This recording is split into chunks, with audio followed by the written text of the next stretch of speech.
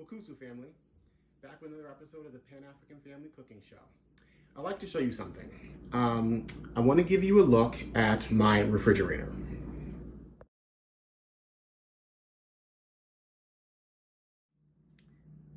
The cupboard is decidedly bare, which might seem a little bit odd for someone who is filming a cooking show. But the reason I wanted to show you this is because I have not gone grocery shopping just yet, and I want to talk about the idea of waste. You can't really have a conversation about food without discussing the environment. The problem, of course, is that when you discuss the environment, the conversation often feels or gets very, very whitewashed. You have the concept of people like the Greta Thunbergs of the world, or white college students off in Berkeley, and ecotourism in places that are usually beyond the reach of most ordinary people. You have billionaires like Elon Musk and his electronically powered cars that are better from an emissions standpoint, but priced at a point that's beyond the reach of any kind of mass adoption, especially amongst regular working class people. You also have policies in place at the governmental level that do things like make restaurants give you paper straws instead of plastic ones, that have grocery stores stop providing bags at all. They focus on things like recycling in the home and individual responsibility for an environmental problem that was created by society at large, especially governments and corporations. But rarely do we talk about things, or do we see things through the lens or through the concept of culture and cultural identity. As African people, and in fact all non-white indigenous people the world over, the role of environmental steward is fairly central to the identity of our members of our culture. And when we talk about food and its preparation and its acquisition, that concept of the environment goes hand in hand. You can't really talk about food without discussing the role of the consumer as an environmental steward. And that's what I want to talk about today, because waste is one of the most important ways that we can combat the harm at the environmental level by reducing our individual and ultimately our community waste problem. When we look at my refrigerator, the reason why there's virtually no food in there, even though we're about to film a cooking show, and I'm going to show you how to make two different really quick meals, one breakfast, one lunch, is because as Americans especially, but this holds through in other parts of the world as well, food waste is one of the biggest problems, one of the biggest drivers behind harm to the environment and also harm to the economics of people, in particular poor people. In fact, the less money or the poorer an individual is, the more likely they are to make choices and exhibit behaviors that result in food waste. We think about food waste in the context of restaurants or maybe even grocery stores that have to throw away food at the end of the day, or don't sell certain products and that produce goes to waste. But in fact, in the home, in our homes, is where the bulk or a lion's share of food waste and ultimately the wasting of dollars and cents takes place. The reason why my refrigerator is so empty is because we haven't gone grocery shopping, and we try to go grocery shopping at sort of regular set intervals. We'll probably go later on this afternoon or maybe tomorrow. My niece and nephew will be back on Wednesday, so we like to have food before they get home.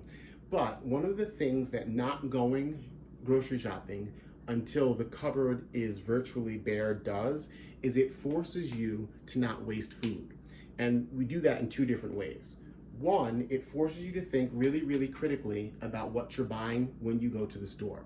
The advent of bulk food shopping, places like Costco and Sam's Club, has been a fairly ingenious way for the food industry to generate revenue, because the more food you waste, the more money they make. So thinking about the idea of bulk shopping as a cost-saving mechanism does make sense to a certain degree, but not when you're buying so much food that you can't consume it in a reasonable amount of time and therefore waste it. If you think about things as simple as a bag of apples, or a bunch of bananas, or maybe a bag of green peppers, typically, average home of four people, I live in a home with four people, when you buy any one of those sorts of items, you are likely to waste at least 1 to 2 items of that produce. So that's one green pepper, or maybe an apple or two, or maybe one banana that will go bad before a family of 4 can consume it within a week and a half, maybe 2 weeks after its purchase. And those food items only last about a week, week and a half tops anyway. So you can see how bulk shopping, depending on the size of your family, may not in fact be all that economically sound, especially when you factor in the considerations of all of the types of produce and all the types of things you might buy. You are likely to waste a variety of those things. By holding off and forcing yourself to make critical decisions about how much you buy, but also when you buy, it forces you to use everything that you have. Today's meal is literally going to be put together from the last remaining remnants of what I've got left before we go grocery shopping. We make an effort to not go to the grocery store until we have exhausted all of our reasonable food items. If you think about the refrigerator, the entire point of the fridge is that it houses things that are perishable, things that can't last. So in our pantry, in the cupboards, we have things like pastas and rices and beans and maybe canned or jarred sauces. So we're never without food. We can always create a meal. But we try to keep that refrigerator stocked with only the things that we're going to use inside of the week to week and a half, which is how often we typically go to the grocery store. That obviously will vary from family to family. Today's meal, we're going to take some pantry items and the last couple of things that I had fresh in the refrigerator before we go shopping and compose 2 meals, one breakfast meal and one lunch meal. So why don't we start by taking a look at our ingredients and utensils. So we are going to be stuffing a couple of green peppers. We're going to use some eggs. We're going to use some potatoes. We're going to use the last of the mushrooms that I've got. We're going to use 3 different kinds of beans, a red bean, a chickpea or a garbanzo bean, and then black beans, some leftover black beans that I've actually pureed down. We're going to use the rest of the tomato sauce that I've had from some pasta that we had earlier in the week. And then we're going to use an item that I'll introduce you to called nutritional yeast. For anyone who's vegetarian or vegan, it's an excellent source of nutrition from a vitamin standpoint, B12 specifically, but also it's a good substitute for cheese. It sort of has the consistency and gives you the flavor, idea of a Parmesan cheese, like the grated Parmesan that you'd put on top of pasta. Nutritional yeast is sort of like that. Our spice array, we're gonna go very basic, just some salt, pepper, and a little powdered garlic. And one item that I love is called herbe de Provence. It's just a mixture of several different dried herbs like rosemary, thyme, lavender, things like that. It's excellent for an all-purpose seasoning, an herb mix. We're going to have olive oil. We've got a little bit of sriracha and some soy sauce. Now the first thing I want to do is start to prepare my green peppers. So I want to get my fire up really, really high. Then I'm going to take the green peppers, which these are leftover green peppers. I just cut the tops off and I used the top part of the green pepper for something else, which is why they're two different sizes. But what I'm going to do is get the green peppers onto the fire, just directly onto the fire. Now, this is going to char both the inside and the outside of the green pepper. We'll leave this on here for, I don't know, maybe 3, 4, 5 minutes to get some nice black color on the inside and the outside, which will char it. It will blister the skin of the green pepper, release some of the oils, evaporate some of the water, and create a nice charred and smoky flavor for our green pepper, which will be ultimately very, very delicious. As you can see, we started to get some really good color on the green pepper. I'm going to go ahead and take them off of the fire. You can actually let these go for as long as you want until the entire outside is really, really black. The longer you leave it on, the softer the green pepper will be and the more flavor you'll release. In this case, because we're going to stuff these green peppers with other items, I don't want them to wilt away, so I'm going to leave them till they're still relatively firm. I've got good color, but they're still relatively firm. And then I'm going to place them on my grill pan, which I've actually already got going on a very, very low heat. I'm going to let them sit there until we're ready to stuff them. The next step, I'm going to take a little bit of olive oil and get this pan, which I've got warming up on a medium-high heat. Put a little bit of olive oil onto the pan, and then I'm going to place some potatoes that I've sliced fairly thinly. They were actually the last bit of potatoes, the ones that I had that come in the bag that were too small to cut up into, say, French fries, and certainly too small to bake, but they are perfect to use as a filling for a stuffing. So we're going to go ahead, and I've sliced them really thin. I'm going to get a few of these started going in the oil. Once I've got those in, I'm also going to add the stems of mushrooms. A lot of times people will throw away the stems of a mushroom. In this case, I've saved them, chopped them up, and I'm just going to add them to the pan and let them cook down. Make sure we get them all out. We'll let those cook down along with these potatoes.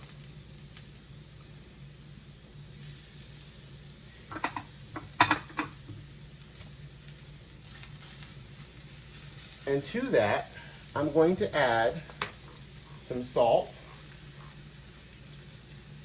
Just get the salt all over the pan. I'm going to add a little pepper, roughly the same amount. A little garlic, same deal. And then lastly, the herb de Provence. Again, this is an ingredient mix. It's got thyme, some savory seasoning, basil, lavender, a little bit of fennel.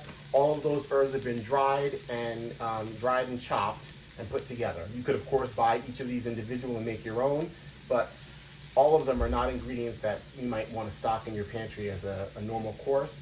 So having it handy in this already made seasoning is really, really useful. You can find it at any grocery store. So now that we've got all the seasoning in the pan, we're going to just let that go. You don't need to stir it up just yet. We're going to just let that go, get some color on the potatoes, and get the mushrooms to release a little bit of the water. We'll turn the light down just a little bit, and then once we let them go for maybe 2 minutes, we'll flip the potatoes over, and then we'll mix everything together. We're only working with one of the peppers because this one is going to be warm. This is going to be our breakfast meal, and the other one is going to be more of a salad. So while we've charred that green pepper, we're going to let it cool down while we cook this one.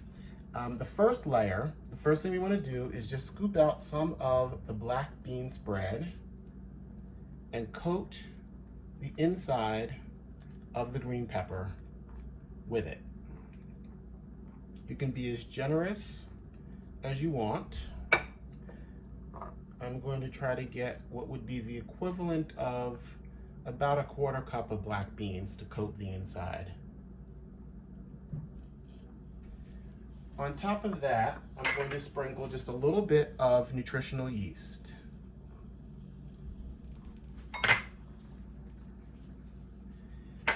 Then I'm going to add in a little bit of this tomato sauce, which is just some pureed stewed tomatoes and a little bit of herbs, a little bit of basil, a little bit of oregano. And I'm going to coat that. Then I'm going to layer on some of the potatoes that we cooked. We've got some color on those, and we're just going to layer the inside, sort of like you're wallpapering the inside of the pepper. Making a nice little nest. Next, we're going to scoop in some of the red beans that we already made. These are just leftovers. Scoop some of those in. Then we're going to add our mushrooms. About half of the mushrooms that we cooked we'll add.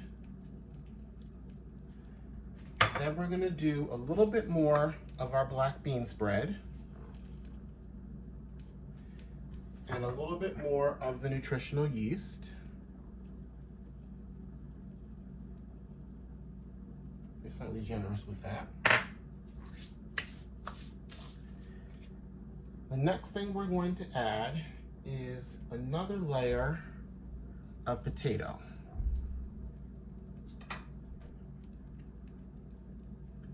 Okay, we're good.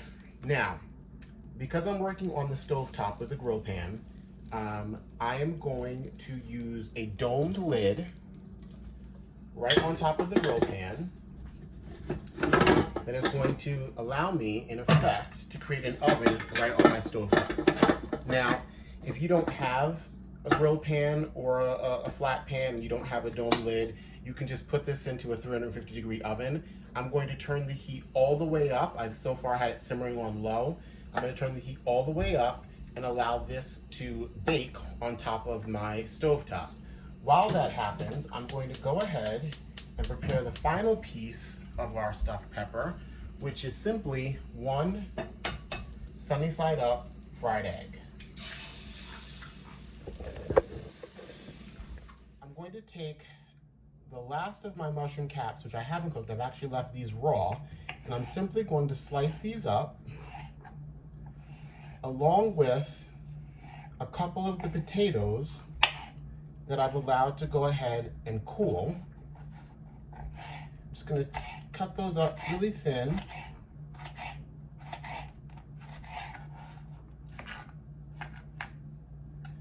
Then I'm going to take this charred pepper and I'm going to go ahead and build a salad. I'm going to take the last of the cooked mushrooms, add those in first. Then I'm going to add just a handful of the raw mushrooms and potato mixture. I'm then going to add some of the chickpeas, the garbanzo beans, and a little bit of the red beans as well. Just stuff that down and add a little bit more. I'm just looking to make sure that everything fits.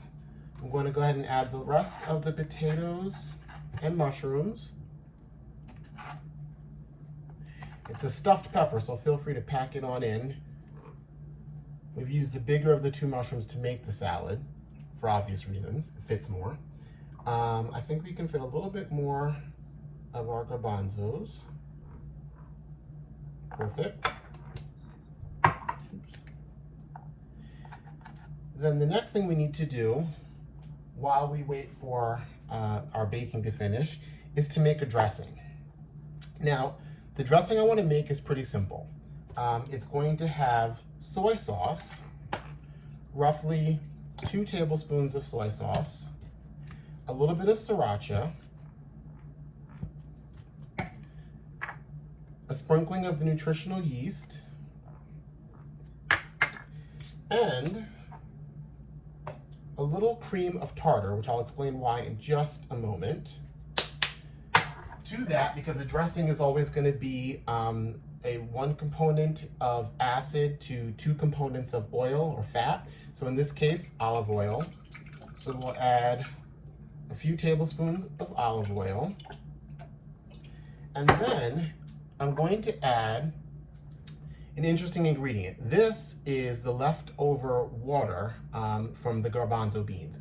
Typically, I use dried beans and I cook them myself, with the exception of chickpeas. I buy canned chickpeas. One of the reasons is the bean water, what's left over from the chickpeas, makes an excellent egg substitute. So this particular meal, unlike the cooked pepper, this will be a vegan option because we're using nutritional yeast, and then we're going to use a little bit of bean water, the chickpea water, to add a frothy, foamy, creamier texture to the dressing, as opposed to adding eggs, which would give you sort of a Caesar or a Dijon kind of a dressing. You might add eggs and mustard or things like that. We're just going to use a little bit of the bean water. There we go, a couple of tablespoons of that. And then we're going to stick our hand mixer call that into action and just get it all whipped together. The cream of tartar, the reason we added that is because it acts as a stabilizer or a fortifier for the chickpea water, similarly to if you were making meringues with egg whites. Chickpea water basically is a substitute for egg whites. So we'll go ahead and whip that up. So we've gone ahead and got our pepper off of the stove. We'll add our sunny side up egg to the top. And to our salad, we'll just scoop some of this dressing right over the top of it. And because we didn't cook the pepper all the way through, it's firm enough to hold on to the stuffing and the liquid.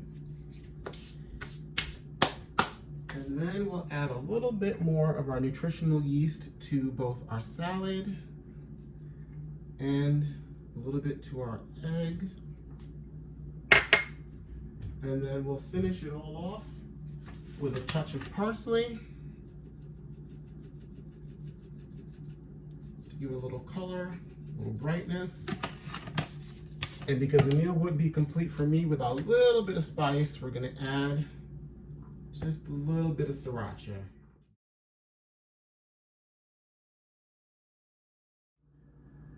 The nice thing about the stuffed pepper with the egg is, of course, when you cut into it, because the pepper is firm enough and the egg is runny enough, you get to see all those nice layers and you get all that yolk just running through and creating a nice,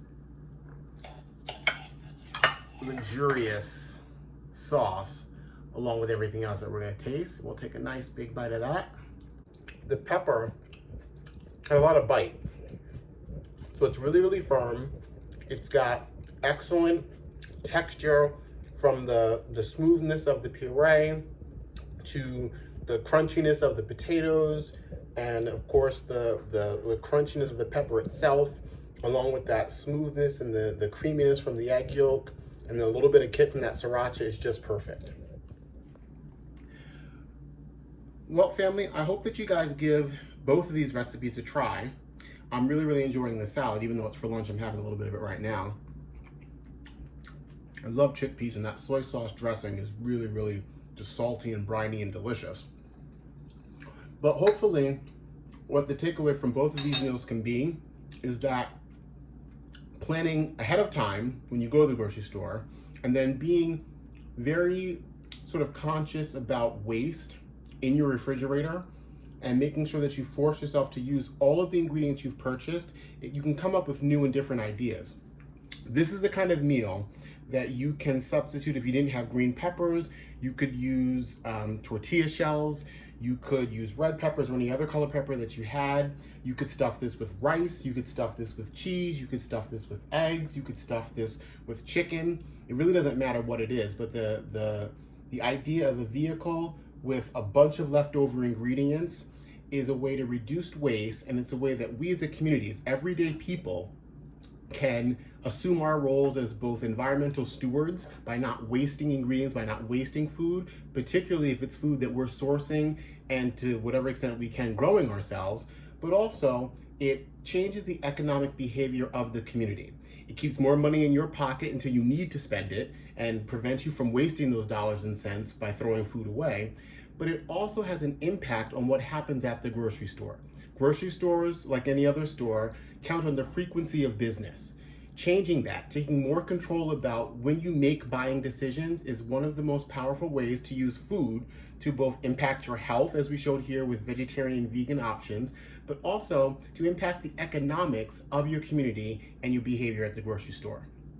Hope you enjoyed both of these recipes. If you did, please feel free to hit like, subscribe to our channel, and we will see you next time. Thanks a lot.